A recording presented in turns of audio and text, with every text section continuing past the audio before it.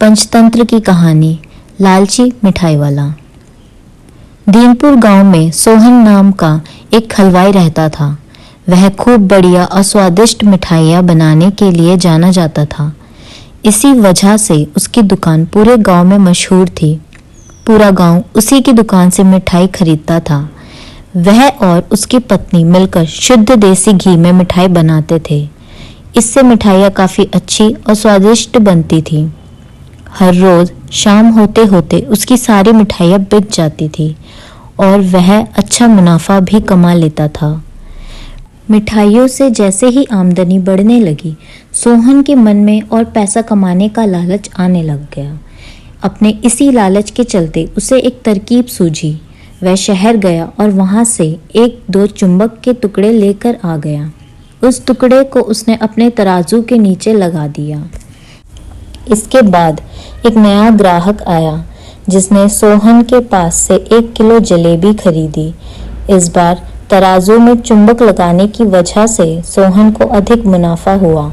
उसने अपनी इस तरकीब के बारे में अपनी पत्नी को भी बताया, लेकिन उसकी पत्नी को सोहन की यह चालाकी अच्छी नहीं लगी।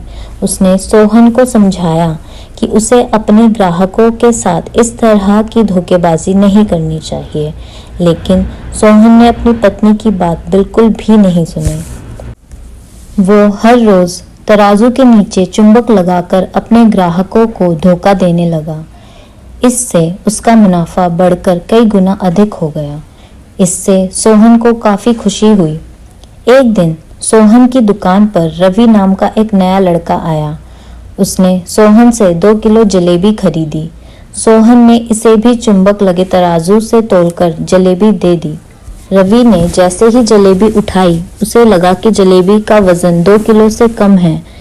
उसने अपना शक दूर करने के लिए सोहन से दोबारा से जलेबी को तोलने के लिए कहा। रवि की बात सुनकर सोहन चिढ़ गया। उसने कहा, मेरे पास इतना फालतू समय नहीं है कि मैं बार बार तुम्हारी जलेबी ही तोलता रहूं। इतना कहकर उसने रवि को वहां से जाने के लिए कह दिया। सोहन मिठाई वाले की बात सुनने के बाद रवि जलेबी लेकर वहां से चला गया। वह एक दूसरी दुकान पर गया और वहां बैठे मिठाई वाले से अपनी जलेबी तोलने के लिए कहा। जब दूसरे दुकानदार ने जलेबी तोली तो जलेबी सिर्फ 1.5 किलो ही निकली। अब उसका शक यकीन में बदल गया था। उसे पता चल गया कि सोहन मिठाई वाले के तराजू में कुछ गड़बड़ है। अब उसने तराजू की गड़बड़ को सबके सामने लाने के लिए खुद एक तराजू खरीद लिया और उसे ले जाकर सोहन मिठाई वाले की दुकान के पास ही रख दिया। फिर रवि अपने सभी गांव के लोगों को वहां पर इकट्ठा करने में लग गया। जैसे ही लोगों की थोड़ी भीड़ बढ़ने लगी तो उसने गांव के लोगों को कहा कि आज मैं आप सभी लोगों को एक जादू दिखाऊंगा। यह जादू देखने के लिए बस आप लोगों को सोहन मिठाई वाले से खरीदा गया सामान एक बार इस तराजू में तोलना होगा। तब आप लोग देखेंगे कि कैसे सोहन मिठाई वाले के तराजू में तोली गई मिठाइयाँ इस दूसरे तराजू में अपने आप ही कम हो जाती हैं। कुछ देर बाद 1-2 लोग मिठाई लेकर रवि के पास पहुंचे तो उसने ऐसा करके भी दिखाया। इसके बाद सोहन के दुकान में जिसने भी मिठाई खरीदी थी, सभी ने रवि के तराजू में तोलकर देखा तो सबकी मिठाइयाँ 250 ग्राम से लेकर आधा किलो तक कम निकली। यह सब देखकर लोगों को काफ़ी हैरानी हुई। अपनी दुकान के पास ही यह सब होता देख सोहन मिठाई वाला रवि से झगड़ा करने लगा। उसने लोगों को बताया कि रवि यह सब नाटक कर रहा है। अपनी बात को सही साबित करने के लिए रवि सीधे सोहन मिठाई वाले का तराजू लेकर आया और तराजू में लगा चुंबक निकालकर सबको दिखाने लगा। यह देखकर गांव वालों को बहुत गुस्सा आया। सबने मिलकर उस लालची मिठाई वाले को खूब मारा। अब उस लालची मिठाई वाले को अपने लालच और उसके कारण की गई गलत हरकतों पर पछतावा हो रहा था।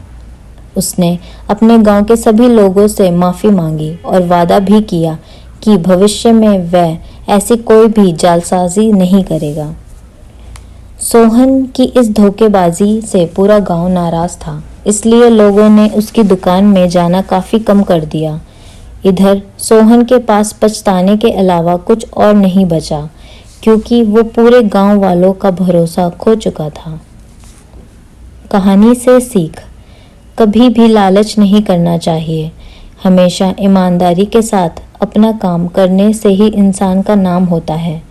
लालच के चलते भले ही कुछ समय के लिए अच्छा फायदा हो, लेकिन इससे इज्जत और आत्मसम्मान दोनों ही कम हो जाते हैं।